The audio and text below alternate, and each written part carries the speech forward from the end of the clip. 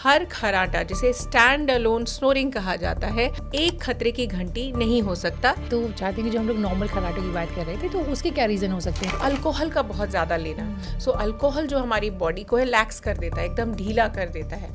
हालांकि initial level पे alcohol stimulant का काम करता है, but overall it is a depressant of your mind. Partner के साथ झगड़े का कह लीजिए या फिर रिलेशनशिप जो है उसको ख़राब करने की कितनी बड़ी वजह बनते हैं स्नोरिंग? बहुत बड़ी वजह बनती है। बच्चों में स्नोरिंग की वजह साइनोसाइटिस और एडिनॉइड्स का होना बहुत ही कॉमनली होती है। स्टैंड अलोन खराटे आना, एक माइल्ड तौर पे खराटे का आना जो आपके पार्टनर की स्लीप को डिस्टर्ब नहीं कर रहे हैं, इसे हम एबनॉर्मल नहीं कहते हैं। जब हम खराटों की बात करते हैं तो वहाँ पर इंटेंसिटी वो ज़्यादा इम्पॉर्टेंट हो जाती है या फिर फ्रीक्वेंसी? इंटेंसिटी जो होती है, खराटे कई बार फीमेल्स के अंदर भी पाए जाते हैं। मेल्स में ज़्यादा क्यों होता है? देखिए, मेल्स के अंदर जो हार्मोन्स होते हैं उस तरीके के होते हैं कि हमारे मसल्स के ऊपर जो अफेक्ट आता है उसी तरीके का होता है। नाइट टाइम पे उनके कॉर्टिसोल लेवल्स बहुत कम हो जाते हैं, टेस्टोस्टेरोन लेवल्स भी कहीं किसी हद तक फ्लक्चुएट करते हैं, और मेल्स के अंदर ये जो टिश्यू होता है इसकी बनावट कुछ इस तरह की होती है कि स्नोरिंग जो है वो मेल्स के अंदर ज़्यादा कॉमन होती है। जितना हमारा मोटापा बढ़ेगा उतना ही हमारी डायफ्रैग्मेटिक मसल जो होती है, जो मसल डिवाइड करती है between chest and abdomen cavity, वो अफेक्ट होती है। सो पेट के अंदर यदि फैट ज़्यादा होता है उसकी मूवमेंट कम होती है। नॉर्मली किस एज ग्रुप में हम मानते हैं कि ये जो खराटों की हम बात कर रहे हैं ये नॉर्मल है? मतलब ये आप नॉर्मल तो नहीं कह सकते, बट ऑफ कोर्स ये आने लगता है या कॉमन है? देखिए, 25 साल के बाद ये कॉमन हो सकता है। बहुत बार हमने देखा है कि डायबिटिक्स जो होते हैं उनमें स्नोरिंग और ओएसए की प्रॉब्लम बहुत ही कॉमन होती है। और यदि इन लोगों को हम कहें कि उन्हें जो है स्लीप स्टडी की आवश्यकता है तो वो काफ़ी हद तक इस प्रॉब्लम को इग्नोर करने लगते हैं। क्योंकि मैं आपको आश्चर्य होगा कि यदि ओएसए की प्रॉब्लम आपको है तो आप ड्राइव नहीं कर सकते। क्या लगातार हाथ पे आप कुछ लगा के सोते हैं, कोई गैजेट, तो वो आपकी नींद को डिस्टर्ब नहीं करेगा? आपने देखा होगा मीडिया में काफ़ी रिपोर्ट्स आ रहे हैं कि ओज़ेम्पिक के प्रति साइड इफ़ेक्ट्स के कारण काफ़ी लॉसूट्स भी हो रहे हैं। एक केस स्टडी मैं आपको बता सकती हूँ, जो रोहतक से मेरे पास महिला आई थी, उन्हें काफ़ी साल से जो है अस्थमा के तौर पे ट्रीट किया जा रहा था कि सांस में प्रॉब्लम हो रही है, जबकि उनकी असल प्रॉब्लम ये थी कि उन्हें ओबेसिटी हाइपोवेंटिलेशन सिंड्रोम था।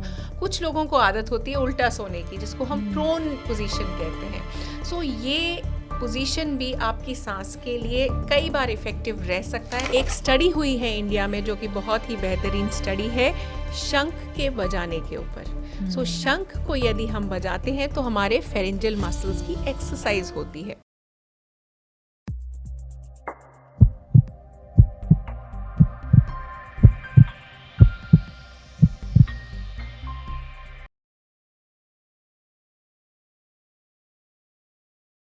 स्नोरिंग यानी खर्राटे को लेकर बहुत सारी बातें की जाती हैं। कई लोग कहते हैं कि खर्राटे का मतलब है अच्छी बढ़िया सुकून वाली नींद। कई लोग कहते हैं खर्राटे का मतलब है कि आप टेंशन फ्री होकर सोते हैं। वहीं कुछ लोग ये भी कहते हैं कि खर्राटे आपकी किसी बीमारी की निशानी भी हो सकते हैं। अब हमें लगा कि ये इतने सारे सवाल हैं, इतने सारे कयास हैं, क्यों ना इन सब का जवाब किसी एक्सपर्ट से लिया जाए। इसीलिए आज हमने अपने पॉडकास्ट में इनवाइट किया डॉक्टर विनी कांट्रो को, जो कि इंद्रप्रस्थ अपोलो हॉस्पिटल के साथ जुड़ी हुई हैं और वहाँ respiratory critical care and sleep department के साथ एसोसिएटेड हैं। मैम, बहुत बहुत स्वागत है आपका। नमस्कार जी। क्योंकि खर्राटा एक ऐसा टॉपिक है जिस पे अक्सर दो तरह की बातें होती हैं। कुछ लोग कहते हैं कि खर्राटे जो हैं वो बढ़िया नींद, सुकून की नींद का साइन है। खासकर आप देखेंगे मम्मी घर में होती हैं, बुजुर्ग होते हैं तो कहते हैं कि बढ़िया नींद आ रही है अगर खर्राटे आ रहे हैं तो, राइट। वहीं डॉक्टर्स, आपके जैसे डॉक्टर्स कई बार ये भी कहते हैं कि खर्राटे जो है अच्छी बात नहीं है और ये कुछ आपकी कुछ हिडन बीमारी हो सकती है या कुछ ऐसी बीमारी हो सकती है जो आगे जाके आपको परेशानी कर सकती है, तो उसका भी साइन हो सकते हैं। तो पहले तो हम यही जानना चाहेंगे कि क्या सारे खर्राटे खतरनाक हैं या कुछ खर्राटे नॉर्मल भी हो सकते हैं? देखिए, खर्राटे यानी कि बहुत ही ज़्यादा नॉइज़ी वे में आपके ब्रीदिंग के टाइम पे, सोने के टाइम पे आवाज़ निकलना। सो खर्राटा जो हर खर्राटा है वो खतरे की घंटी नहीं हो सकता। सो ये जानने की हमें बहुत ज़्यादा आवश्यकता है। कुछ ऐसे खर्राटे हैं जो नींद की बीमारी के साथ एसोसिएटेड है, जिसके बारे में हम आगे बात करेंगे। लेकिन हर खर्राटा जिसे स्टैंड अलोन स्नोरिंग कहा जाता है एक खतरे की घंटी नहीं हो सकता। ये आदत की वजह से, आपके बॉडी की पोस्चर की वजह से, या बॉडी के नेक के अराउंड जो फैट है उसकी वजह से, जो ये मसल्स और टिश्यूज़ होते हैं नेक के अराउंड, उनकी वाइब्रेशंस की वजह से साउंड प्रोड्यूस होती है। सो खर्राटे आना इस चीज़ का एक इंडिकेटर नहीं है कि आपकी नींद जो है वो बहुत साउंड स्लीप है। सो इनके बीच में, साउंड स्लीप के बीच में और खर्राटे के बीच में कोई कनेक्शन नहीं है। सो इसे ना माने कि हाँ, यदि आप खर्राटे लेके सो सकते हैं तो आप साउंड स्लीप ले रहे हैं। जो मैंने शुरुआत में, मतलब जहाँ से हमने बातचीत की शुरुआत की थी, वो दोनों ही गलत हो गए ना। तो खर्राटों का मतलब ये है कि आप बहुत बढ़िया साउंड स्लीप ले रहे हैं, तनाव फ्री होकर के आप सो रहे हैं, एकदम तनाव मुक्त होकर के, और ना ही इसका मतलब ये कि हर बार कोई बीमारी ही हो। एग्जैक्टली। अब सबसे पहले तो हम जानना चाहते हैं कि वाले जो खर्राटे जो कि नॉर्मल हैं, वो किस किस कंडीशन में हम नॉर्मल मानेंगे, जहाँ पे कि कोई कंसर्न या कोई टेंशन या परेशानी की बात नहीं है। जी, तो बिल्कुल जो माइल्ड तरीके के खर्राटे हैं जिसमें कि आपका पार्टनर जो है वो डिस्टर्ब नहीं हो रहा है, और स्टैंड अलोन खर्राटे हैं। आप बहुत ज़्यादा मोटे नहीं हैं, आपका BMI जो कि हम हाइट डिवाइडेड बाय वेट के प्रोसेस में हम उसका जो फॉर्मूला होता है उससे हम निकालते हैं। सो BMI यदि आपका 25 से कम है, आप मोटापे के उसमें नहीं आते हैं, तो खाली खर्राटे आना हार्मफुल नहीं हो सकता है कई बार। यदि लेकिन ये खर्राटे किसी और डिज़ीज़ का एक प्रेजेंटेशन है, जैसे OSA, ऑब्स्ट्रक्टिव स्लीप एपनिया, जो कि एसोसिएटेड हो सकता है फ्रैगमेंटेशन ऑफ स्लीप के साथ, या एक गहरी नींद में प्रक्रिया में ना जाने की पॉसिबिलिटी के साथ, तो तब ये खर्राटे इम्पॉर्टेंट हो जाते हैं। सो स्टैंड अलोन खर्राटे आना, एक माइल्ड तौर पे खर्राटे का आना जो आपके पार्टनर की स्लीप को डिस्टर्ब नहीं कर रहे हैं, इसे हम एबनॉर्मल नहीं कहते हैं। और यदि आपकी स्लीप बहुत साउंड होती है, आप नेक्स्ट मॉर्निंग में उठते हैं, अपने आप को फ्रेश फील करते हैं, आपको मॉर्निंग हेडेक्स नहीं होते हैं, आपका ऐसा अनकंट्रोल्ड ब्लड प्रेशर नहीं है जिसके लिए आपको 3-4 दवाएं लेनी पड़ रही है, या डायबिटीज़ कंट्रोल में आपको कोई प्रॉब्लम आ रही है, या फिर आपको बहुत ज़्यादा ओवर ईटिंग नहीं है, तो स्टैंड अलोन खर्राटे को हम इग्नोर कर सकते हैं। ओके, तो अगर आपने चूँकि कहा कि जब दूसरे को डिस्टर्ब नहीं कर रहे, अब इसी से जुड़ी एक सवाल मेरे मन में है, इससे जुड़ा वो ये है कि जब हम खर्राटों की बात करते हैं तो वहाँ पर इंटेंसिटी वो ज़्यादा इम्पॉर्टेंट हो जाती है या फिर फ्रीक्वेंसी, यानी आपकी जो आवाज़ है, हाँ, आपकी बार बार जो खर्राटे ली वो ज़्यादा इंपॉर्टेंट होता है, या फिर ये है कि जो आवाज़ कितनी तेज़, कई लोग तो बहुत इतनी तेज़ तेज़ आवाज़ें लेते हैं कि अड़ोसी पड़ोसी भी सुन लेते हैं जी। तो उसको क्या हम एक्चुअली वो बीमारी का साइन होगा? ये मेरा सेकंड सवाल होगा। लेकिन इंटेंसिटी जो होती है, जितनी तेज़ आपको खर्राटे आते हैं, आवाज़ के साथ खर्राटे आते हैं, वो जो आपके पार्टनर की स्लीप को अफेक्ट कर रहे हैं, वो एबनॉर्मल होने के चांसेस ज़्यादा है। यानी 80% of the time loud snoring जिसे हम कहते हैं वो एबनॉर्मल माना जाता है, और ये दर्शाता है कि आपकी ब्रीदिंग के अंदर कुछ ऑब्स्ट्रक्शन आ रही है रात के टाइम पे, इसीलिए आप इतने लाउड स्नोरिंग ले रहे हैं। आप अपने पार्टनर्स को ये भी कह सकते हैं कि हमारे स्नोरिंग के पैटर्न को आप स्टडी करिए।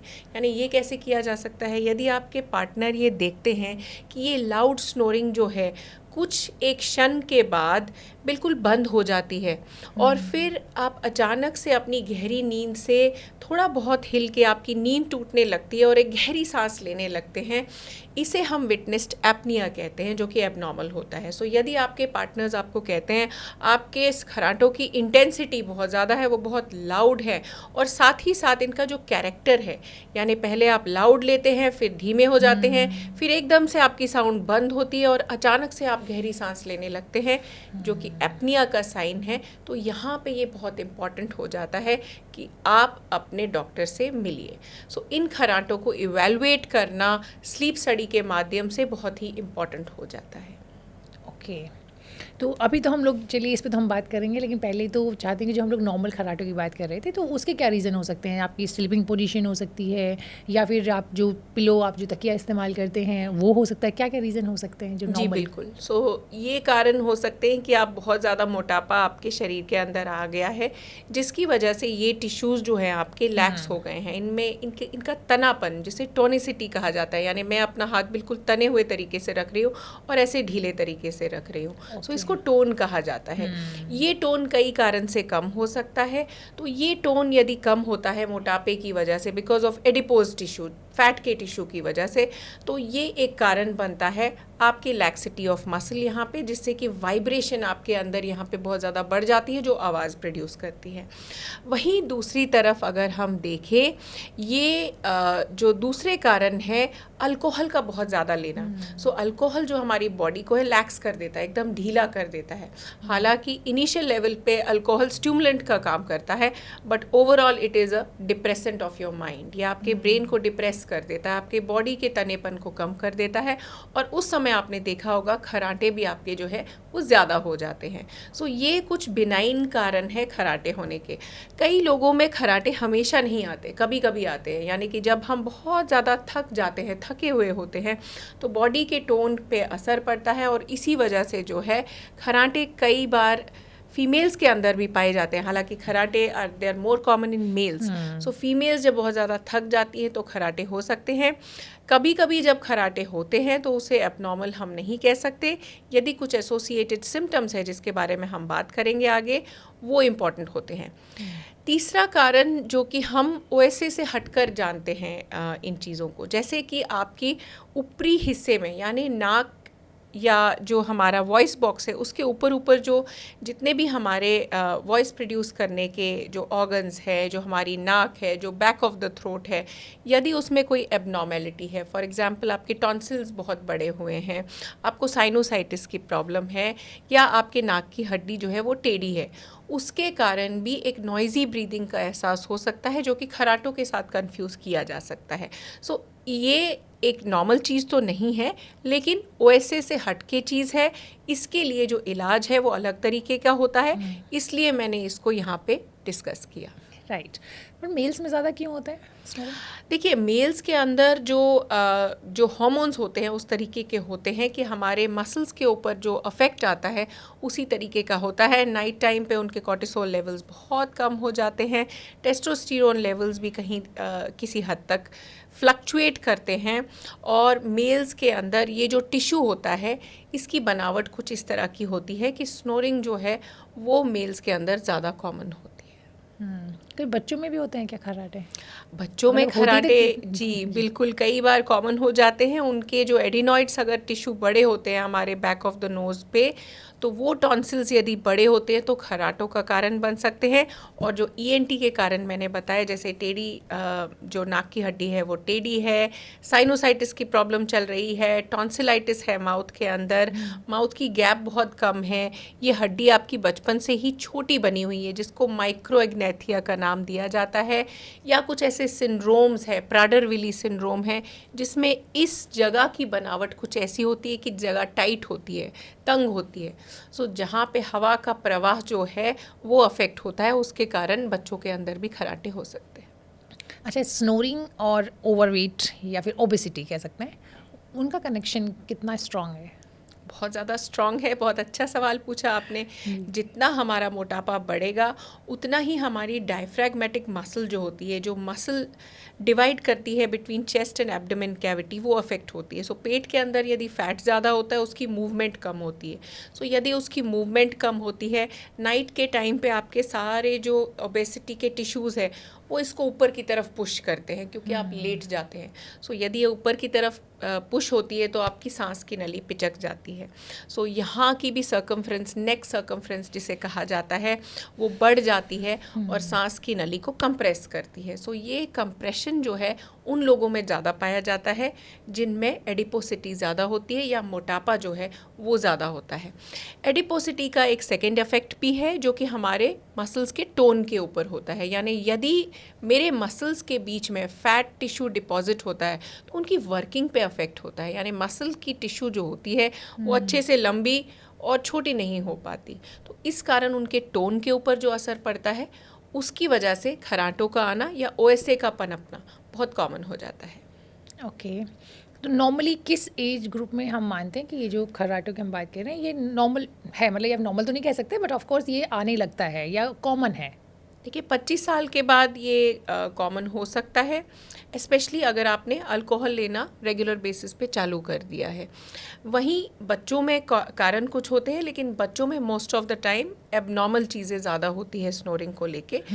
सो मिडिल एज ग्रुप जो है उसमें स्नोरिंग काफ़ी ही कॉमन हो जाता है, स्पेशली जब आपकी वेस्ट लाइन जो है वो बढ़ने लगती है, जब पेट का मोटापा जो है वो बढ़ने लग जाता है। सो ऐसा स्पेशली मेल्स में देखा गया है 30 इयर्स के बाद होता है, और फीमेल्स में 35 इयर्स के बाद, और पेरीमीनोपॉजल जो मीनोपॉजल एज होती है उसके आसपास काफ़ी कॉमन हो जाता है, क्योंकि उस समय पे ईस्ट्रोजन की मात्रा जो है बॉडी में कम हो जाती है, और ईस्ट्रोजन जो है वो बॉडी के हार्मोनल लेवल्स को चेंज करता है, आपके एडिपोसिटी को बढ़ाता है, क्योंकि फैट के अंदर जो एडिपोज टिश्यू है उसके अंदर ईस्ट्रोजन की मात्रा कहीं ना कहीं बनती है।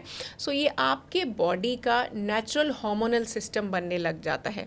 लेकिन मोटापे के कारण जो सेकेंडरी इफेक्ट आते हैं जैसे स्नोरिंग, वो मीनोपॉज के आसपास या मीनोपॉज के बाद फीमेल्स में भी उतना ही कॉमन हो जाता है जितना मेल्स के अंदर होता है। ओके, पार्टनर के साथ झगड़े का कह लीजिए या फिर रिलेशनशिप जो है उसे ख़राब करने के कितनी बड़ी वजह बनते हैं स्नोरिंग? बहुत बड़ी वजह बनती है, क्योंकि यदि आपके पार्टनर इतना लाउड स्नोरिंग करते हैं आप वहाँ सो नहीं पाते, और यदि आपकी नींद अफेक्ट होती है वो अपने आप में एक इरिटेबिलिटी का कारण होता है। आपकी रिलेशनशिप अफेक्ट होती है क्योंकि आप अलग सोने लगते हैं, अलग रूम में चले जाते हैं, आपका इंट्रैक्शन कम होने लगता है, आप उनके साथ बातचीत कम लगते हैं, क्योंकि दोनों को लगता है कि मेरी प्रॉब्लम बड़ी है और दूसरे व्यक्ति को लगता है मेरी प्रॉब्लम बड़ी है। और यहीं आजकल के तनाव भरे माहौल में यदि हम देखें, जबकि ऑलरेडी इतना कम समय है इंट्रैक्शन का, तो ये बहुत बड़ा कारण बन जाता है डिवोर्स का भी कहीं ना कहीं। अच्छा, तो आपके पास इतने सारे केसेस आते हैं, आप कुछ ऐसे केसेस हमारे साथ शेयर कीजिए जो कि आपको लगता है कि मतलब यहाँ शेयर करना चाहिए इस प्लेटफॉर्म में, जो दूसरे लोगों के लिए एक लेसन हो सकता है या जो बताना चाहिए आपको। सो बहुत बार हमने देखा है कि डायबिटिक्स जो होते हैं उनमें स्नोरिंग और ओएसए की प्रॉब्लम बहुत ही कॉमन होती है। और यदि इन लोगों को हम कहें कि उन्हें जो है स्लीप स्टडी की आवश्यकता है, तो वो काफ़ी हद तक इस प्रॉब्लम को इग्नोर करने लगते हैं। सो ऐसे ही एक व्यक्ति मेरे पास आए थे जो कि मिडिल एज के थे, ऐसा भी नहीं है कि बहुत एल्डरली एज ग्रुप के थे। He was about 33 years of age, और उन्हें जो है डायबिटीज़ 28 की उम्र से होने लग गया था। और कहीं ना कहीं हमने देखा है कि इनिशियली हम अपनी प्रॉब्लम्स को काफ़ी इग्नोर करते हैं। सो उनकी जो डायबिटीज़ थी काफ़ी अनकंट्रोल्ड थी। सो अनकंट्रोल्ड डायबिटीज़ से क्या होता है कि हमारे नर्व्स के ऊपर असर पड़ने लगता है, हमारी नर्व्स वीक होने लगती हैं, आँखों की जो रेटिना है वो वीक होने लगती है, किडनी प्रॉब्लम्स पनपने लगती हैं। सो ये प्रॉब्लम को यदि हम इग्नोर करते हैं, हमारे बॉडी में इन्फ्लेमेशन की मात्रा बहुत ज़्यादा बढ़ जाती है, कोलेस्ट्रॉल डिपॉजिशन होने लगता है। तो इसी कारण जो है ओएसए की बीमारी को जो है हम पनपने के लिए उत्साहित करते हैं। सो ये काफ़ी रिलक्टेंट थे अपनी प्रॉब्लम को लेके। जैसे आपने देखा कि डायबिटीज़ को लेके भी काफ़ी इग्नोर कर रहे थे काफ़ी सालों से अपनी प्रॉब्लम को लेके। सो 1 साल के बाद यही व्यक्ति मेरे पास आते हैं और उनकी जो ऑक्सीजन लेवल्स हैं वो कम हो चुकी थी तब, और उन्हें ऑक्सीजन की ज़रूरत पड़ रही थी। सो ये केस मैंने क्यों चुना? इसलिए चुना कि यदि हम अपनी प्रॉब्लम को, उस चिंगारी को उसी समय बुझाते नहीं हैं, सो वो ही चिंगारी एक आग का रूप ले लेती है। सो यदि हम अपनी प्रॉब्लम को इस तरीके से इग्नोर करते हैं, वो हमारे सारे बॉडी के ऑर्गन्स को, अंगों को खा जाती है, और ये हम इनिशियली समझ नहीं पाते। डायबिटीज़ को कंट्रोल रखना कितना इम्पॉर्टेंट है, आपकी किडनी हेल्थ कितनी इम्पॉर्टेंट होती है, आपकी आइज़ की हेल्थ कितनी इम्पॉर्टेंट है, क्योंकि यदि आपकी आइज़ नहीं काम करेंगी, आपके आई साइट में कुछ प्रॉब्लम होगी, तो एक बहुत बड़ा कारण बन सकती है आपकी एम्प्लॉयमेंट का भी। इतनी यंग एज में आप कैसे कमाएंगे बताइए। तो ये कुछ कारण हैं जिनका आपको बहुत ज़्यादा तरीके से, अच्छे तरीके से ध्यान रखना चाहिए। अच्छा, चूँकि हम पहली बात कर रहे थे रिलेशनशिप पे, तो मैंने भी रिसेंटली एक न्यूज़ कहीं पढ़ रही थी, तो उसमें यही था कि किसी हस्बैंड वाइफ ने डिवोर्स के लिए इसलिए फ़ाइल किया कि वो जो हम स्नोरिंग की बात कर रहे हैं कि उनको शिकायत थी कि बहुत ज़्यादा खर्राटे लेते हैं, नींद डिस्टर्ब होती है, वो कहीं ना कहीं उनके रिलेशनशिप पर उसने एक डेंट का काम किया। तो ऐसा कोई केस आपने कभी डील किया हो और फिर कैसे आपने सॉल्यूशन दिया? इतने एक्सट्रीम लेवल पे तो नहीं किया है कि डिवोर्स तक बात पहुंची थी, लेकिन हाँ, जैसे मैंने कहा कि अलग अलग रूम पे रिलेशनशिप सोना, वो मैंने अपनी फैमिली के अंदर भी देखा है लोगों में, कि लोगों को इतनी आदत पड़ गई अलग अलग सोने की कि दोबारा वो एक रूम में फिर इलाज करने के बाद भी नहीं सोते हैं। सो ये काफ़ी आपके लिए इम्पॉर्टेंट होता है, क्योंकि वैसे ही आपके पास समय कम है, आप इंटरेक्शन नहीं कर पाते एक दूसरे से।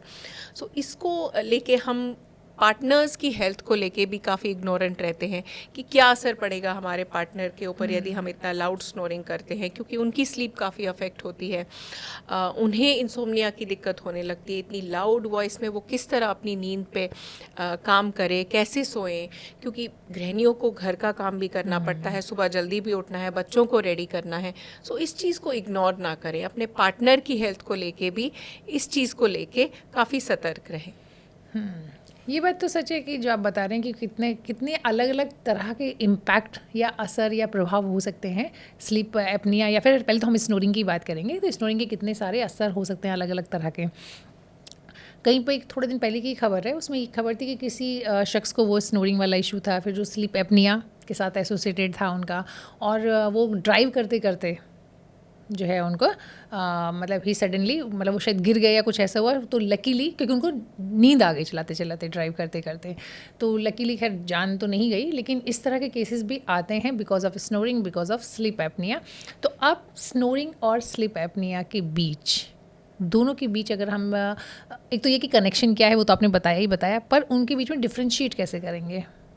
जी, बहुत इम्पॉर्टेंट है स्टैंड अलोन स्नोरिंग को और OSA को अलग करना, क्योंकि स्टैंड अलोन स्नोरिंग में हम कई बार ये कहते हैं कि आपको ट्रीटमेंट की ज़रूरत एक्सेप्ट लाइफस्टाइल चेंजेस नहीं पड़ती है।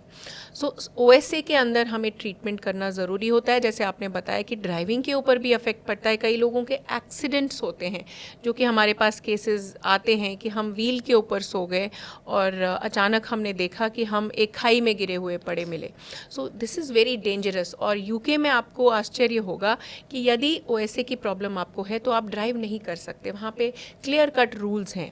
हालांकि हम भी लोगों को यहाँ बोलते हैं कि आप ड्राइव नहीं कर सकते, लेकिन जैसे आपने देखा है हमारे यहाँ रूल्स का कोई पालन तो करता नहीं है। तो ये प्रॉब्लम डिफ्रेंशिएट करना बहुत इंपॉर्टेंट है, और इसके लिए आपको अपने डॉक्टर पल्मोनोलॉजिस्ट से, स्लीप स्पेशलिस्ट से मिलना बहुत ज़रूरी है। इसमें सबसे बड़ा जो हमारा डिफ्रेंशिएटिंग फैक्टर होता है कि आपको सिम्टम्स क्या आ रहे हैं। यानी यदि आपको डे टाइम स्लीपीनेस आ रही है, दिन के टाइम पे भी आपको बार बार नींद आई जा रही है, आपको अपनी कंसंट्रेशन में प्रॉब्लम आ रही है, आप कंसंट्रेट नहीं कर पा रहे हैं अपने काम पे। जैसे मैं आपसे बैठ के यहाँ बात कर रही हूँ, एक रिलैक्स्ड एनवायरनमेंट में बैठी हूँ, AC के माहौल में हूँ, आफ्टरनून का टाइम है और मुझे अचानक बात करते करते भी आपसे नींद आ रही है। So this is something abnormal, because I am in a conversation with you जिसमें कॉन्सेंट्रेशन की ज़रूरत है। और यदि मैं नींद का इतना ज़्यादा प्रभाव मेरे ऊपर हो रहा है, so that is something abnormal. So इसको डे टाइम स्लीपीनेस कहा जाता है। रिडक्शन इन कॉग्निटिव फंक्शंस, आपकी मेमोरी धीरे धीरे कम होती चली जा रही है, आप भूलते चले जा रहे हैं। हालांकि कुछ साल पहले आपकी मेमोरी जो थी वो काफ़ी अच्छी थी। मोटापा काफ़ी बढ़ता चला जा रहा है, फटीग बहुत ज़्यादा होता है आपको, और फ्रैगमेंटेशन ऑफ स्लीप, यानी रात को आपको एहसास होता है कि आपकी नींद बार बार टूट रही है और सुबह के टाइम पे अर्ली मॉर्निंग हेडेक्स आपको हो रहे हैं। आपका ब्लड प्रेशर इतना अनकंट्रोल्ड है कि 3 दवाओं के बावजूद भी वो कंट्रोल नहीं हो पा रहा है। डायबिटीज़, अतिरिक्त मात्रा में आप दवाएं खा रही हैं, लेकिन फिर भी आपका जो शुगर लेवल है वो कंट्रोल में नहीं आ रहा है। सो ये कुछ इंडिकेटर्स हैं, कुछ सिम्टम्स हैं ऑब्स्ट्रक्टिव स्लीप एपनिया के। अब इसको हम कंफर्म कैसे करते हैं? सो कंफर्मेशन के तौर पे हमारे पास टेस्ट होता है जिसे स्लीप टेस्ट कहा जाता है या स्लीप स्टडी कहा जाता है। सो ये 4 तरीके की होती है, जिसमें लेवल 1, 2, 3, 4 जो लेवल ऑफ स्लीप स्टडी होती है वो सबसे कम तबके की होती है, यानी कि आपके घर में की जा सकती है, जिसमें हम आपके उंगली के ऊपर ऑक्सीजन का मीटर लगाते हैं। आपके घर में जो हैं लोग, उनको बोलते हैं कि रात को इनका पैटर्न आप स्टडी करिए झक के, कि आप देखिए इनके विटनेस्ड एपनिया हो रहा है कि नहीं, इनकी सांस बीच बीच में रुक रही है और उस रुकने के टाइम पे इनकी ऑक्सीजन की लेवल जो है वो कम हो रही है या नहीं। ये ऐसे केसेस में किया जा सकता है जहाँ पे कि आपका इंडेक्स ऑफ सस्पिशन बहुत हाई है, यानी आपको देखते ही पता लग रहा है किसी व्यक्ति को इनको तो पक्का OSA है। सो ये लेवल ऑफ स्टडी लेवल 4 कहा जाता है। लेवल 3 स्टडीज़ और level 2 studies home based studies होती है, जिनको होम स्लीप एपनिया टेस्टिंग का नाम दिया जाता है। इनमें कुछ चैनल्स होती हैं जिनमें हम EEG मेजर करते हैं, इलेक्ट्रोऑक्यूलोग्राम जिसमें हम आँख की वेव्स को देखते हैं, उनको मेजर करते हैं, आपके मसल के जो वेव्स आती हैं उनको मेजर करते हैं। इनमें जो चैनल्स होती हैं वो कम होती हैं, और कुछ अटेंडेड स्लीप स्टडीज़ होती है, कुछ अनअटेंडेड स्लीप स्टडीज़ होती है। यानी कि टेक्नीशियन बैठे रहेंगे, वो रात भर आपके पैटर्न को देखेंगे कि कहीं आपकी लीड हिली तो नहीं, कुछ गड़बड़ तो नहीं हो रहा है इक्विपमेंट में। वो अटेंडेड स्लीप स्टडीज़ कही जाती हैं, वो लेवल 2 स्टडीज़ होती हैं। लेवल 3 स्टडीज़ में अनअटेंडेड स्लीप स्टडीज़ होती हैं। टेक्नीशियन आएंगे, आपको गैजेट्स लगा के चले जाएंगे और मशीन आपकी स्टडी रीड करेगी। जो भी रिपोर्ट मशीन देती है उसके ऊपर हमें रिलाई करना है। लेवल 1 स्टडी क्या होती है? इसको गोल्ड स्टैंडर्ड कहा जाता है, यानी सोने की तरह चमकने वाली और आपको आंसर देने वाली एक चीज़। सो गोल्ड स्टैंडर्ड जो है लेवल 1 स्टडीज़ होती हैं, हॉस्पिटल बेस्ड स्टडी होती है। इसमें अटेंडेड स्लीप स्टडीज़ होती है, स्लीप टेक्नीशियन आपके साथ रहते हैं। नंबर ऑफ़ चैनल जो हम लगाते हैं, EEG, आँख की चैनल्स लगाते हैं, चिन के चैनल्स लगाते हैं, लेग के मूवमेंट्स देखते हैं, ब्रीदिंग के बेल्ट लगाते हैं, उसमें मूवमेंट देखते हैं। और ये स्टडी पूरी रात टेक्नीशियन के सामने होती है। आधी रात में हम CPAP की मशीन लगाते हैं जिसमें हम टाइट्रेशन करते हैं, यानी इन्हें टाइट्रेशन स्टडीज़ कहा जाता है, जिसमें हम CPAP की मशीन लगाते हैं, धीरे धीरे उसकी पावर बढ़ाते हैं, उसकी प्रेशर बढ़ाते हैं, और आपके लिए जो ऑप्टिमल प्रेशर होता है वो सिलेक्ट करते हैं और आपको प्रिस्क्राइब करते हैं। ये स्टडीज़ कोरैबोरेट करते हैं आपके डॉक्टर, जो स्लीप स्टडी खुद अपने आँखों से देखते हैं मॉनिटर पे कि रात भर आपके साथ क्या हुआ, कितनी ऑक्सीजन कम हुई, कितनी लेवल ऑफ डीप स्लीप आपने ली, और कितना प्रेशर आपके लिए ऑप्टिमल होता है। सो इसीलिए इसे गोल्ड स्टैंडर्ड का नाम दिया जाता है, और सबसे बेस्ट स्टडीज़ यही होती है। राइट। वैसे तो देखिए हर हॉस्पिटल का, हर डॉक्टर का अपना खर्चा होता है, लेकिन फिर भी अगर एक रफ़ आइडिया हम जानना चाहें कि स्लीप स्टडी पे कितना तक खर्च आ सकता है। देखिए, स्लीप स्टडी का जो खर्चा है वो वेरी करता है। होम स्टडीज़ के अंदर 10 से 15 हज़ार के बीच में, और जो हॉस्पिटल बेस्ड स्टडीज़ होती है, क्योंकि आप एक नाइट का वहाँ पे एडमिशन लेते हैं, प्राइवेट सेटअप में ये अप टू 30,000 हो सकती हैं, वेरी करती हैं डिफरेंट हॉस्पिटल्स में। 20 से 30 हज़ार के बीच में ये स्टडी हो जाती है। गवर्नमेंट हॉस्पिटल्स में ऑब्वियसली पब्लिक बेस्ड हॉस्पिटल्स हैं, वहाँ पे तो कुछ आपको मनी इसके लिए नहीं पे करना पड़ता है, लेकिन काफ़ी ज़्यादा वेरिएशन देखा है हमने बिटवीन डिफरेंट हॉस्पिटल्स का। लेकिन हाँ, यहाँ पे मैं लोगों को ज़रूर बताना चाहूँगी कि जो लेवल 1 स्टडीज़ होती हैं वो टाइम कंज्यूम और लेबर इंटेंसिव होती है। जो वहाँ पे लोग रहेंगे, उनकी तनख्वाह, जो सफाई करेंगे, उनकी तनख्वाह आना, सो ये चीज़ों की वजह से जो कॉस्ट है वो बढ़ जाती है।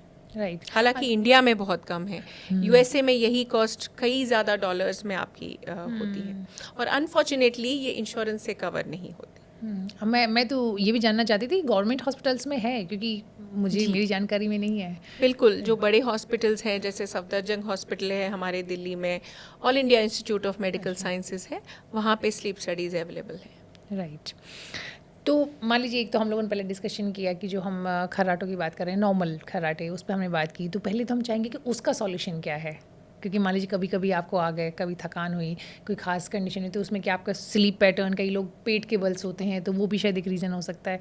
तो आप बताएं कि जो रूटीन वाले आपके खर्राटे, रूटीन रेगुलर खर्राटे और रूटीन इरेगुलर खर्राटे। इरेगुलर का कारण सबसे इम्पॉर्टेंट होता है अल्कोहल, जो आप जब कम करेंगे तो अपने आप ही ये खर्राटे कम हो जाएंगे। रेगुलर रूटीन खर्राटे जो होते हैं उसका सबसे बड़ा कारण जो ओबेसिटी होती है, जो ओबेसिटी की वजह से स्लोनेस आती है आपकी बॉडी में, उसका एक बहुत ही इजी निवारण है। हालांकि कुछ लोगों को इजी नहीं लगेगा, फिजिकल एक्टिविटी बहुत ही एक अच्छा निवारण। फिजिकल एक्टिविटी के रूप में आपकी पूरी बॉडी का जो एक्सरसाइज होता है उसके कारण जो फैट लेवल्स आपके बॉडी से कम होते हैं, स्नोरिंग में काफ़ी हेल्प करते हैं, आपकी बॉडी की टोनिसिटी, मसल की टोनिसिटी को बढ़ाते हैं। सो कहीं ना कहीं हम अगर अपनी मसल हेल्थ को देखें, वेट ट्रेनिंग करें, तो ये इम्पॉर्टेंट हो जाता है। तो weight training, aerobic activity, stretching, तीनों चीज़ें इंपॉर्टेंट है आपकी हेल्थ के लिए, जो कि आपकी स्नोरिंग में आपको हेल्प करेंगे। एक स्टडी हुई है इंडिया में जो कि बहुत ही बेहतरीन स्टडी है शंख के बजाने के ऊपर।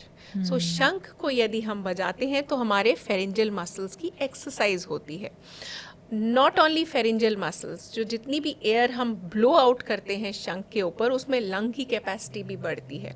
सो ऐसे लोगों को देखा गया जिनमें ओएसए की प्रॉब्लम थी, यहाँ पे मैं सिर्फ स्नोरिंग की बात नहीं कर रही हूँ, जिन लोगों में ओएसए की प्रॉब्लम थी उन्हें आधे आधे में बांटा गया। आधे लोगों को शंख बजाने की प्रक्रिया दी गई और आधे लोगों को नहीं दी गई। उन लोगों में जिन लोगों में शंख बजाने की प्रक्रिया दी गई, उन्होंने अपने एपनिया हाइपोएपनिया इंडेक्स, यानी कि कितनी बार आप 1 घंटे में आपकी सांस रात में रुकती है, उसमें काफ़ी उन्होंने एक घटाया उस लेवल को, यानी वो पॉजिटिविटी की तरफ गया। आपका पहले सीवियर की तरफ था, वो सीवियर हम तब कहते हैं जबकि ये लेवल आपका 30 से ऊपर होता है, यानी 30 बार आपकी सांस रात को रुकती है।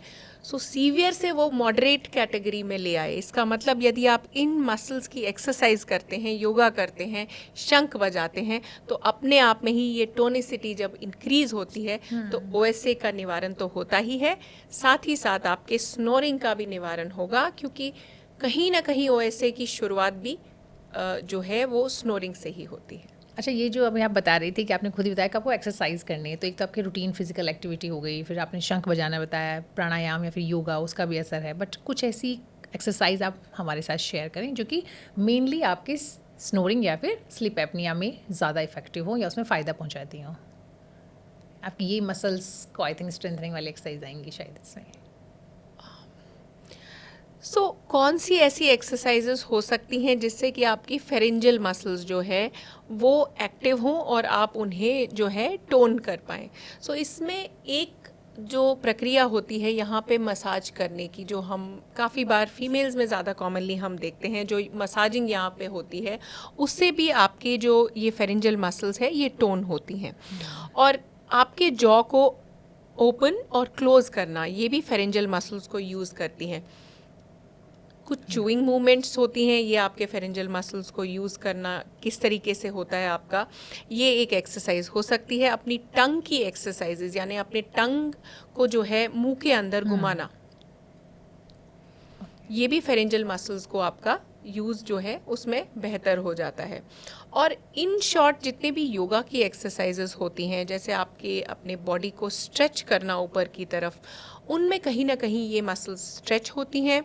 और नेक की एक्सरसाइजेस जिसमें हम नेक को आगे पीछे करते हैं या पूरा रोटेटरी मोशन में लेकर आते हैं, उनमें ये मसल्स भी काफ़ी टोन हो जाते हैं। सो जिसमें भी आपका ये फ्लोर ऑफ माउथ यूज़ होता है, जब भी आप एक्सरसाइज करते हैं या बात करने के टाइम पे भी जब हमने देखा है ये यूज़ होता है, उन सब जो है एक्सरसाइजेस का आप एक सुझाव ले सकते हैं।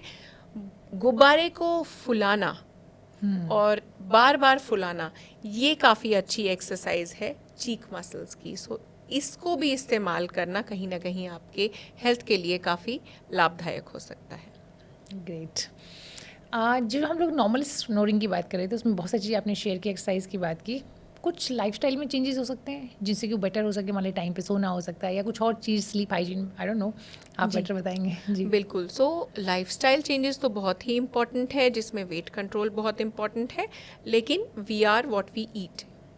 सो कहीं ना कहीं जो हम खाते हैं, फैटी मील्स लेते हैं, वो हमारी बॉडी को स्लो कर देता है, हमारे बीएमआर को स्लो कर देता है।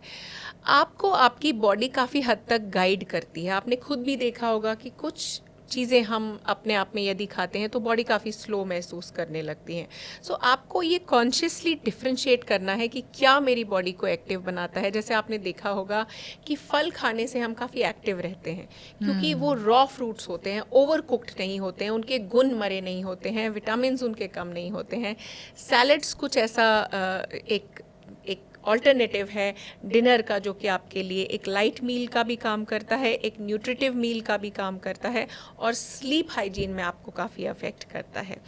वहीं यदि आप कुछ ऐसे ड्रिंक्स लेते हैं जो आपकी स्लीप हेल्थ को अफेक्ट करता है, आपको देर से नींद आती है, तो वो स्पिल ओवर दिन के टाइम पे होना और वो एक अनकंट्रोल्ड सी अर्ज होना दिन के टाइम पे भी सोना, सर्कैडियन रिदम को अफेक्ट करना, अनकंट्रोल्ड डायबिटीज़ होना, इन सब चीज़ों को लेके काफ़ी सतर्क रहिए, क्योंकि जैसे मैंने कहा कि नर्व हेल्थ पे काफ़ी फ़र्क पड़ता है आपकी डायबिटीज़ का, आपकी शुगर का। और यदि यहाँ की नर्व्स जो हैं वो अफेक्ट होती हैं डायबिटीज़ से, तो मसल्स की टोनिसिटी कम हो जाती है। ओके, अब चूँकि जब बात स्नोरिंग की होगी तो जाहिर है बात नींद की भी होगी। अब बहुत सारी चीज़ें हैं नींद से, लेकिन एक सवाल जो आज की नई जनरेशन की अगर हम बात करें, जो कि टेक सेवी हैं और सब कहा जाता है कुछ भी चीज़ है तो सबका सॉल्यूशन आपके ऐप में है, राइट? अब कौन कौन से इफ़ेक्टिव हैं ये तो हम ज़रूर जानेंगे, लेकिन उससे पहले ये जानना ज़्यादा ज़रूरी है कि कई बार लोग ये कहते हैं कि आपको रात में आप अपनी स्मार्ट वॉच लगा के रखें और उसमें आप अपनी स्लीप को ऑब्जर्व करें कि आप कितने घंटे साउंड स्लीप किया, कितने कैसी आपकी नींद रही और ये सब।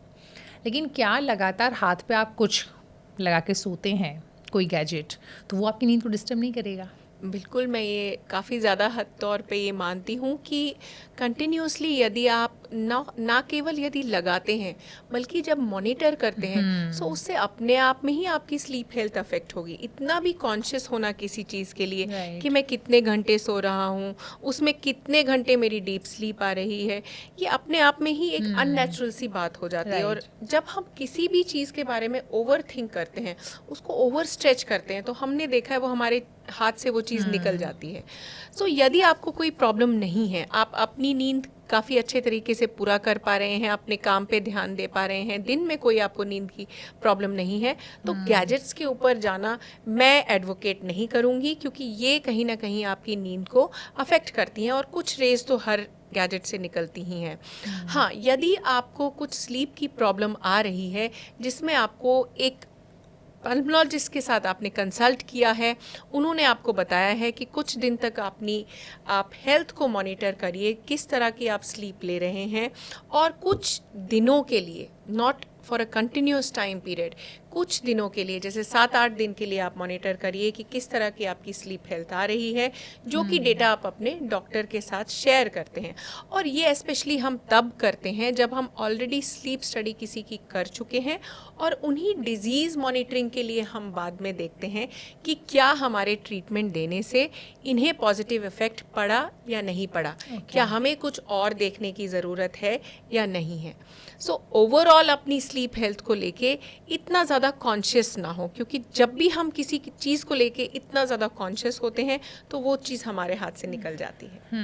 लेकिन फिर जो, हालांकि सबके लिए तो आप नहीं कह रहे हैं, लेकिन जिन लोग आप एडवाइस करते हैं तो कोई ऐप हम बता सकते हैं जो इफेक्टिव है अपनी स्लीप स्टडी या फिर स्लीप को ऑब्जर्व करने के लिए? सो एप्पल वॉचेस जो जितनी भी आती हैं उनको उनके अंदर, या गार्मिन की जो जितनी भी वॉचेस हैं, ये कनेक्टिविटी काफ़ी ज़्यादा ऐप्स हमारे पास अवेलेबल हैं, जो कि हम जो अर्ली फिट जिसे कहा जाता है उनके साथ कनेक्ट करके हम ये स्लीप हेल्थ अपनी स्टडी कर सकते हैं। सो काफ़ी स्लीप की ऐसी ऐप्स हैं जिनके कि नाम सबके मुझे भी इस समय याद नहीं है, बट एप्पल की वॉचेस के अंदर ही आप ये सेटिंग्स में आप जाके चेंज कर सकते हैं कि क्या क्या मॉनिटरिंग आपको चाहिए। आप अपनी हार्ट रेट मेजर करना चाहते हैं, बीपी की ट्रेंड मेजर करना चाहते हैं, या कितनी डीप स्लीप आपने ली है, वो डेटा आप स्टडी करना चाहते हैं। सो यदि ऐप ही आप डाउनलोड कर लेते हैं, सो एवरी डे का आपको वो एक एवरेज दे देता है कि किस लेवल पे आपकी स्लीप थी। ये आपने बहुत अच्छा बताया कि आप ज़रूरी नहीं है कि आपको हर वक्त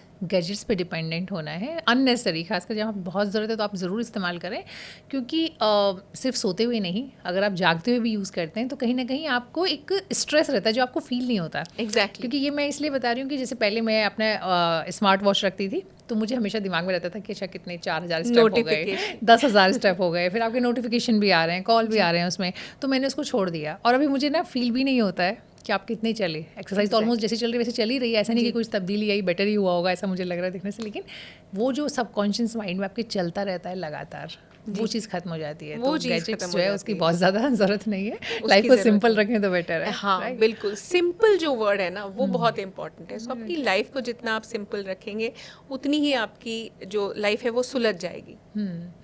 तो चलिए, तो हम नॉर्मल स्लीप की तो बात हम बाद में करेंगे कि क्या क्या करना चाहिए, वो लास्ट हमारा जो बातचीत का लास्ट वाला हिस्सा होगा। लेकिन आप जिसको ऑलरेडी स्लीप एपनिया है, जिसको वो वाला स्टेज आ चुका है कि वो हेल्थ इश्यूज़ आ रहे हैं, उनका ट्रीटमेंट क्या होता है, सही ट्रीटमेंट? जी, सो जो ट्रीटमेंट है, जो गोल्ड स्टैंडर्ड माना जाता है स्लीप एपनिया का, वो सीपैप होता है, कंटिन्यूस पॉजिटिव एयरवे प्रेशर। कैसे हेल्प करता है? ये एक पॉजिटिव प्रेशर देता है आपको, यानी काफ़ी तेज़ी से हवा फेंकता है आपके मुंह के अंदर। इंटरफेस होती है इसमें, यानी कहाँ से हवा जाएगी आपके मुंह के अंदर, या तो नाक का मास्क होगा जिसे नेज़ल मास्क कहा जाता है, या ओरोनेज़ल मास्क होता है जो कि आपकी नाक को भी कवर करता है और मुंह को भी कवर करता है। सो इसमें से प्रेशर से हवा जब जाती है, आपकी सांस की नली को खुली रखता है, ब्रेन के अंदर वापस से ऑक्सीजन बराबर तौर पे जाती रहती है, और रात के टाइम पे आपकी फ्रैगमेंटेशन ऑफ स्लीप जो है वो कम हो जाती है और आप डीप स्लीप में जा पाते हैं। आपका ब्रेन आपको बोलता है मुझे सही तरीके से ऑक्सीजन मिल रही है भाई, अब तुम सो सकते हो। सो ये कारण है कि सीपैप आपके इन प्रॉब्लम्स का निवारण होती है। अब स्लीप एपनिया भी माइल्ड तौर का होता है, मॉडरेट तौर का होता है, या सीवियर तौर का होता है। सो स्लीप एपनिया जो सीवियर तरीके का होता है, उसमें पहली FDA अप्रूव्ड जो ड्रग है वो आ चुकी है, जिसका नाम टिराज़ेपेटाइड है, जो कि मोंजारो के नाम से भी जानी जाती है। सो ये इंजेक्शन के रूप में ली जा सकती है, स्पेशली उन लोगों में जिनमें मॉर्बिड ओबेसिटी हो। ओबेसिटी के कारण इनकी सांस इतनी ज़्यादा रुक रही है कि प्रॉब्लम आ रही है ऑक्सीजन या कार्बन डाइऑक्साइड मेंटेन करने के अंदर भी। सो ये सीवियर एपनिया के अंदर हम अब प्रेस्क्राइब कर सकते हैं, और इसे in consultation with an endocrinologist लिया जाना चाहिए, क्योंकि जब पहले हम शुरू करते हैं तो कुछ साइड इफ़ेक्ट्स का आना, जिसमें GI साइड इफ़ेक्ट्स है, यानी कि पेट के साइड इफ़ेक्ट, उल्टी का होना, खाने का मन ना करना, उस तरीके के कुछ साइड इफ़ेक्ट्स हैं जिसको मैनेज करने के लिए हम इन कंसल्टेशन विद एंडोक्रिनोलॉजिस्ट इसको प्रिस्क्राइब करते हैं। वहीं आपने देखा होगा मीडिया में काफ़ी रिपोर्ट्स आ रहे हैं कि ओजेम्पिक के प्रति साइड इफ़ेक्ट्स के कारण काफ़ी लॉसूट्स भी हो रहे हैं। लेकिन ये जब ड्रग्स मार्केट में आते हैं, मैं सब लोगों को बताना चाहूँगी कि ऑलरेडी स्टडी किए हुए होते हैं, including on human population. So level 3 की स्टडीज़ जो होती हैं, ह्यूमन पॉपुलेशन को टेस्ट करने के बाद ही मार्केट में कोई ड्रग आती है। और जो पेशेंट सीवियर एपनिया के होते हैं या मॉर्बिड ओबेसिटी के होते हैं, उनमें अपने आप ही ओबेसिटी के कारण इतने ज़्यादा साइड इफ़ेक्ट होते हैं कि वो ड्रग से ज़्यादा जो हानिकारक है वो ओबेसिटी का होना या OSA का होना ही होता है। उससे कम साइड इफ़ेक्ट दवा लेने में होते हैं।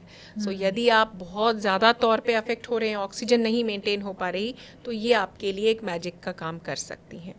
दूसरे जो लाइफस्टाइल चेंजेस है वो बहुत ही इंपॉर्टेंट है। वेट लॉस करना, डायबिटीज़ कंट्रोल करना, किडनी हेल्थ का ध्यान रखना, स्ट्रोक की प्रवृत्ति OSA में बढ़ जाती है, उसको टाइम टाइम पे देखना, क्योंकि स्ट्रोक यदि आता है, यदि एक साइड आपका बॉडी का अंग कम करने लग जाती है, तो उसको ध्यान में रखना और तुरंत हॉस्पिटल में पहुंचना, इस चीज़ को भी बहुत ज़्यादा ध्यान रखने की ज़रूरत है।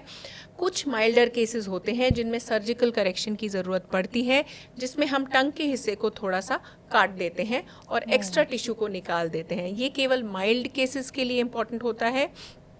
मॉडरेट जो केसेस होते हैं वो भी CPAP को ही रिस्पॉन्ड करते हैं। ओके। सो हम जब देखते हैं कि कौन से कारण हो सकते हैं कि दिन के टाइम पे भी किसी की ऑक्सीजन कम होती है, जबकि OSA में हमने नॉर्मली देखा है कि नाइट के टाइम पे आपकी ऑक्सीजन कम होती है। जब ये स्पिल ओवर होता है दिन के टाइम में, उसे ओबेसिटी हाइपोवेंटिलेशन का नाम दिया जाता है, यानी आपकी मोटापे की वजह से सांस के ऊपर इतना असर आ रहा है कि दिन के टाइम पे भी आपकी ऑक्सीजन नहीं मेंटेन हो पा रही और कार्बन डाइऑक्साइड बॉडी से बाहर नहीं आ रही। सो इन लोगों का इलाज कुछ अलग होता है, इन्हें पहचानना बहुत ही अनिवार्य है। यदि मैं अपनी बात करूं तो एक केस स्टडी मैं आपको बता सकती हूं, जो रोहतक से मेरे पास महिला आई थी। उन्हें काफ़ी साल से जो है अस्थमा के तौर पे ट्रीट किया जा रहा था कि सांस में प्रॉब्लम हो रही है, जबकि उनकी असल प्रॉब्लम ये थी कि उन्हें ओबेसिटी हाइपोवेंटिलेशन सिंड्रोम था। मोटापे की वजह से सांस नहीं ले पा रही थी, जिसके कारण हार्ट के ऊपर भी असर पड़ गया था। हार्ट की जो फेलियर के साइंस है वो इनमें आ गए थे, उसकी वजह से लंग्स में पानी जा रहा था। सो इन्हें हमने बाईपैप का जो है डिवाइस दिया था, यानी बाई लेवल प्रेशर, जिसमें 2 प्रेशर्स का हम इस्तेमाल करते हैं। सांस अंदर लेने के टाइम पे आपका एक प्रेशर होता है और सांस छोड़ने के टाइम पे आपका दूसरा प्रेशर होता है। सो इसके बारे में मैंने आपको इसलिए बताया कि इसे पहचानना बहुत अनिवार्य है। यदि ऑक्सीजन कम है, कई लोगों को ऑक्सीजन की ज़रूरत पड़ती है ताकि हार्ट फेलियर ना हो। आपका राइट हार्ट जो है वो कम ऑक्सीजन की वजह से अफेक्ट ना हो और ऑक्सीजन की मात्रा सही बनी रहे, आपके हार्ट के प्रेशर्स ना बढ़े। सो ये एक ऐसा कारण है जो कि आपके लिए प्रॉब्लमेटिक हो सकता है। ओके डॉक्टर, कुछ ऐसे टिप्स आप हमें बताइए जो कि नॉर्मल, जिनको कि हम कह रहे हैं कि जो रेगुलर स्नोरिंग है या माइल्ड स्लीप एपनिया है जो बहुत दिक्कत नहीं कर रहा है, या कुछ भी नींद से जुड़ी थोड़ी प्रॉब्लम, बट वो उनको अपनी पोजीशन कह लीजिए, स्लीप पैटर्न कह लीजिए, इन सब में कुछ चेंजेस करके वो उसे बेटर कर सकते हैं। देखिए, एक तो बहुत बड़ा कारण होता है अल्कोहल का, आप अपना अल्कोहल बहुत कम करिए। दूसरा, सोने का तरीका क्या है आपका। यदि आप बिल्कुल सुपाइन तरीके से सीधे लेट रहे हैं और आपका तकिया कुछ इस तरीके का है कि आपकी गर्दन बिल्कुल पिचक रही है, तो उसको अवॉइड करना है, क्योंकि यहाँ पे आपकी सांस की नली भी जो है वो पिचक रही है। तो अपना पोस्चर जो हम कहते हैं सोने के टाइम पे, आइडियल पोस्चर लेफ़्ट लेटरल होता है। लेफ़्ट साइड से यदि आप लेटते हैं, एक हल्का तकिया रख के जो कि आपके बाजू के मेजरमेंट के हिसाब से हो, यानी जब आप अपनी बाजू रखते हैं उसी विड्थ का आप तकिया इस्तेमाल करें, क्योंकि नेचुरल वे में यदि आप सोएंगे तो आपको खुद को भी एहसास होगा कि गर्दन की जो अलाइनमेंट होती है आपके बाजू से रिलेटेड होती है। तो इस लेवल का तकिया आप लें और प्रेफरेबली 2 टांग के बीच में भी एक तकिया रखें जो कि आइडियल पोजीशन होती है। सो इस पोजीशन में स्टमक भी एक अच्छी लेवल पे रहता है, तो आपके गट के प्रॉब्लम्स भी रात को कम होते हैं और एक अच्छी नींद का मज़ा आप ले सकते हैं। इस पोजीशन के अंदर लेफ़्ट लेटरल पोजीशन कहा जा सकता है। लेकिन कुछ लोगों को आदत होती है उल्टा सोने की, जिसको हम प्रोन पोजीशन कहते हैं। सो ये पोजीशन भी आपकी सांस के लिए कई बार इफ़ेक्टिव रह सकता है, स्पेशली अगर आपकी पेट की सर्कमफ्रेंस ज़्यादा नहीं है। सो यदि आप उल्टे तौर पे सोते हैं तो आपकी लंग की जो एक्सपेंशन है वो बेटर तौर पे होती है, आपकी सांस बेटर हो सकती है और यहाँ पे सीधे लेटने से जो प्रॉब्लम हो रही थी वो ऑब्स्ट्रक्शन कम हो सकती है। सो प्रोन लेटना कई लोगों के लिए हानिकारक के बजाय, जो कुछ लोग सोचते हैं, ये बहुत ही अच्छा एक सल्यूशन हो सकता है स्नोरिंग के प्रॉब्लम को ट्रीट करने का। हालांकि ओएसए की प्रॉब्लम हमें हमेशा सीपैप के ज़रिए ही ट्रीट करनी है। दूसरे कारण जो होते हैं, जो मोटापे के कारण स्नोरिंग होती है, उनमें आपको अपना वज़न कम करना बहुत ही इम्पॉर्टेंट होता है। कुछ एक कारण होते हैं जिनमें थायराइड की प्रॉब्लम की वजह से, थायराइड की हार्मोन की कमी की वजह से आपके अंदर स्लोनेस आती है, जिससे कि स्नोरिंग हो सकती है। उसका इलाज कराना बहुत इम्पॉर्टेंट है। आपके थायराइड हार्मोन को चेक करना अपने डॉक्टर की कंसल्टेशन की मदद से ये आप कर सकते हैं। यदि ये हार्मोनल लेवल्स अफेक्टेड है तो वो प्रॉब्लम वहाँ से सॉल्व हो सकती है। वहीं साथ साथ हमने देखा है कि कुछ ईएनटी से रिलेटेड प्रॉब्लम्स होती हैं, जिसमें कि आपके नाक के अंदर यदि नाक की हड्डी टेढ़ी है, नाक के जो टिश्यूज़ हैं वो स्वोलन अप है, जो साइनोसाइटिस के नाम से जिसे हम जानते हैं, टॉन्सिलाइटिस है, इनका इलाज ईएनटी सर्जन के साथ मिलके कई बार अनिवार्य होता है और आपकी स्नोरिंग की हेल्थ के लिए, आपकी स्नोरिंग की प्रॉब्लम की वजह को ये कम कर सकता है। बच्चों में स्नोरिंग के वजह साइनोसाइटिस और एडिनॉइड्स का होना बहुत ही कॉमनली होती है। सो इस चीज़ का इलाज होना बहुत ही इम्पॉर्टेंट है। बहुत बढ़िया। तो आपने तो दोनों चीज़ें बता दी, एक आपको कैसे प्रिवेंशन कर सकते हैं, घर में आप क्या कर सकते हैं, कौन सी चेंजेस कर सकते हैं अपने लाइफस्टाइल में, और साथ ही साथ अगर आपको वाकई आपकी जो प्रॉब्लम है वो इस लेवल की है कि आपको ट्रीटमेंट की ज़रूरत है, तो उसका सही ट्रीटमेंट क्या है वो भी आपने बताया।